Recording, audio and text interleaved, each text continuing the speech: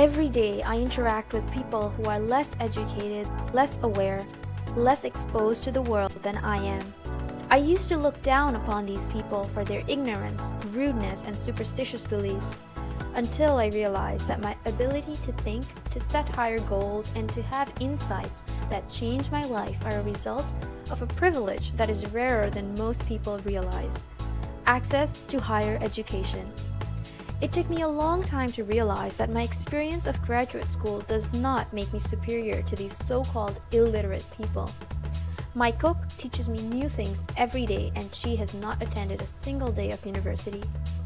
The more I interact with common people, the more I realize that the ability to critically think and articulate sophisticated thoughts is something that I have been blessed with, not necessarily something that I have earned. I'm grateful for the world-class education I have received because of the generosity of my parents pitching in for graduate school fees.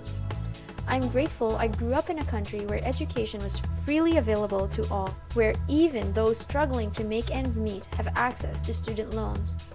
A friend of mine put herself through school by working part-time jobs and relying heavily on student loans. She came from a single-parent family of 7 kids, all of whom were very far away in Africa. Where I live now, there are people so far below the poverty line that even a primary school education is a pipe dream for a large number of kids. I'm grateful that I have been exposed to ideas that have expanded my understanding of the world.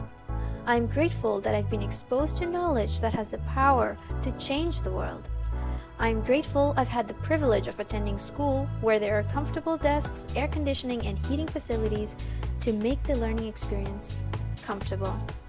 There are schools in India where kids sit in the infernal heat studying with crude writing tools far, far away from the tech-oriented, internet-ruled classrooms that I know. I'm grateful that at the ripe old age of 28, I can go back to school for another master's or doctorate degree if I choose. I want one. I've seen 7-year-old girls who are pulled out of school to sweep floors of rich people's homes. I'm grateful that I have the privilege of holding a pen in my hand and not a broom. I'm grateful that I can think and I have the free will to use those thoughts to change my life as I choose.